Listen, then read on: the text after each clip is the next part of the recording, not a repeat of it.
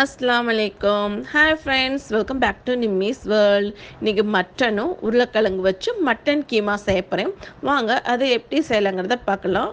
ஒரு பாத்திரம் ஒன்று எடுத்துக்கிட்டேன். அந்த பாத்திரத்தில் நல்லெண்ணெய் கொஞ்சம் சேர்த்துருக்கேன்.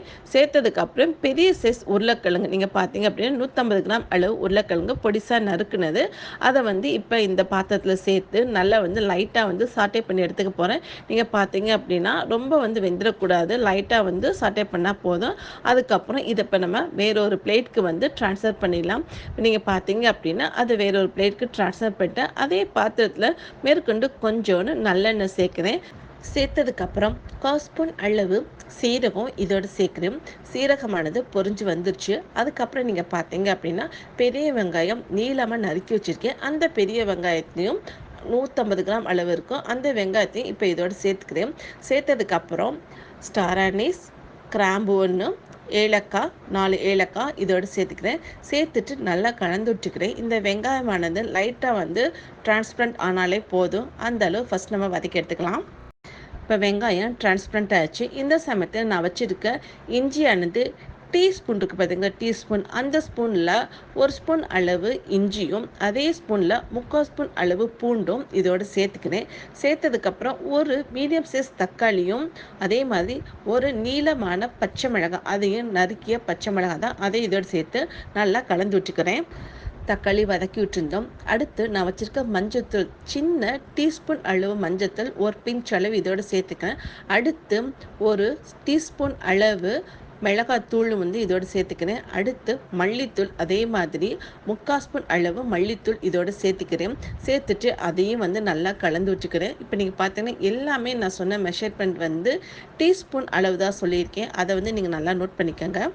நல்லா கலந்தாச்சு. பார்க்கவே ரெட்டிஸ் கலராக இருக்குல்ல. அடுத்து நான் வச்சுருக்க கீமா வெறும் 1/4 கிலோ தான். மெஷர்மெண்ட் ரொம்ப கம்மி தான், அதனால தான் எல்லா மெஷர்மெண்ட்டும் கம்மியாக இருக்குது. 1/4 கிலோ அளவு கீமா இப்போ இதோடு சேர்த்துட்டு அது எல்லாமே இந்த மசாலையில் மிக்ஸ் ஆகிற மாதிரி நல்லா நம்ம கலந்து வச்சுக்கணும். இப்போ நீங்கள் பார்த்தீங்க அப்படின்னா நான் கலந்துட்ருக்கேன். இப்போ நல்லா கலந்ததுக்கப்புறம் நீங்கள் பார்த்தீங்கன்னா எண்ணெய் லைட்டாக பிரிஞ்சு வர ஆரம்பிக்குது. இந்த சமயத்தில் இதுக்கு தேவையான அளவு உப்பு கொஞ்சம் இதோடு சேர்த்துக்கணும். உப்பு சேர்த்ததுக்கப்புறம் நீங்கள் பார்த்தீங்கன்னா 1 ஸ்பூன் அளவு தயிர் இதோடு சேர்த்துக்கிறேன். சேர்த்துட்டு அதையும் நான் நல்லா கலந்துட்டுக்கிறேன். இந்த தயிரும் சரி இந்த மசாலையில் நல்லா வெந்து எண்ணெயும் தயிரும் தனியாக பிரிஞ்சு வர அரைக்கும். அந்த அளவு ஃபஸ்ட்டு வேக வச்சுக்கலாம். இப்போ நீங்கள் பார்த்தீங்கன்னா சொன்ன மாதிரி எண்ணெயும் தயிரும் தனியாக பிரிஞ்சு நல்லா வெந்து ஆரம்பிச்சிச்சு. ஒரு மிக்ஸ் கொடுத்துக்கலாம். நம்ம பார்த்தோம் அப்படின்னா ஃபஸ்ட்டு மட்டன்லேருந்தே கூட கொஞ்சம் தண்ணி வெளியே வந்திருக்கும். எல்லாம் பார்த்தீங்கன்னா கரெக்டான லெவலில் இருக்குது. இப்போ மட்டன் கொஞ்சம் வேகணும். இந்த மட்டன் வேகிறதுக்கு ஒரு டம்ளர், அதாவது சின்ன டம்ளரில் 1 டம்ளர் அளவு தண்ணி இதோடு சேர்த்துக்கிறேன். சேர்த்துட்டு அதையும் நல்லா கலந்து விட்டுக்கிறேன். கலந்து விட்டுட்டு அடுத்து மூடி போட்டு 10 நிமிஷம் அப்படியே சிம்மில் வச்சு வேக விட்டுக்கிறேன். மூடி போட்டு வேக வச்சுருந்து இப்போ நம்ம பார்த்தீங்க அப்படின்னா மட்டன் ஒரு அளவு வெந்து வந்துடுச்சு. அடுத்து நம்ம ஒரு மிக்ஸ் கொடுத்துக்க வேண்டியதான். மிக்ஸ் நல்லா கொடுத்தாச்சு. மிக்ஸ் கொடுத்ததுக்கப்புறம் இப்போ இந்த அடுத்து நம்ம ஏற்கனவே எண்ணெயில் வதக்கி வச்ச உருளைக்கிழங்கு இப்போ இதோட சேர்த்துக்கலாம். சேர்த்துட்டு அதையும் நல்லா கலந்து விட்டுக்கலாம். கலந்து விட்டதுக்கப்புறம் நீங்கள் பார்த்தீங்க அப்படின்னா இந்த உருளைக்கிழங்கு வேகணும். அதுக்காக ஒரு டம்ளர் அதாவது சின்ன டம்ளர் 1 டம்ளர் அளவு தண்ணி இப்போ இதோட சேர்த்துக்கிறேன். சேர்த்துட்டு அதையும் நல்லா கலந்து விட்டுட்டு மூடி போட்டு கொஞ்சம் நேரம் வேக விட்டுக்கிறேன். உருளைக்கிழங்கும் மட்டன் கீமாவும் வெந்து வர ஆரம்பிச்சிச்சு. அதை ஒரு மிக்ஸ் கொடுத்துக்கிறேன்.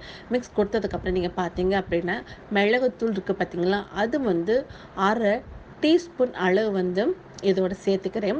சேர்த்ததுக்கப்புறம் சீரகத்தூள், அது 1/2 டீஸ்பூன் அளவு சீரகத்தூளும் இப்போ இதோட சேர்த்துக்கிறேன்.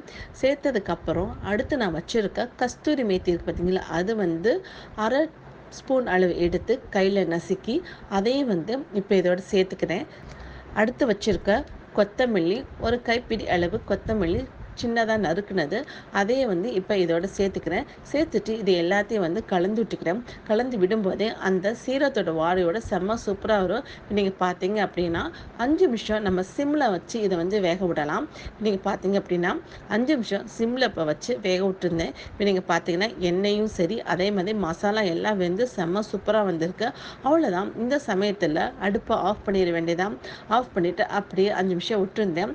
இப்போ நம்ம பார்த்தோம் அப்படின்னா நம்மளுக்கு செம்ம சூப்பரான எம்மியான டேஸ்டியான ரொம்ப ரொம்ப ஈஸியான இன்க்ரீடியன்ஸ் வச்சு செஞ்சேன். நம்மளுக்கு மட்டன் ஆலு கீமா வந்து ரெடி ஆச்சு. இது டேஸ்ட்டு செம்ம சூப்பராகவே எம்மியாகவும் செம்மையாக இருக்கும். நீங்களும் இந்த ஆலு மட்டன் கீமா ரெசிப்பியை உங்கள் வீட்டில் ட்ரை பண்ணுங்கள். ட்ரை பண்ணிட்டு எப்படி இருக்குங்கிறத சொல்லுங்கள். தேங்க்யூ.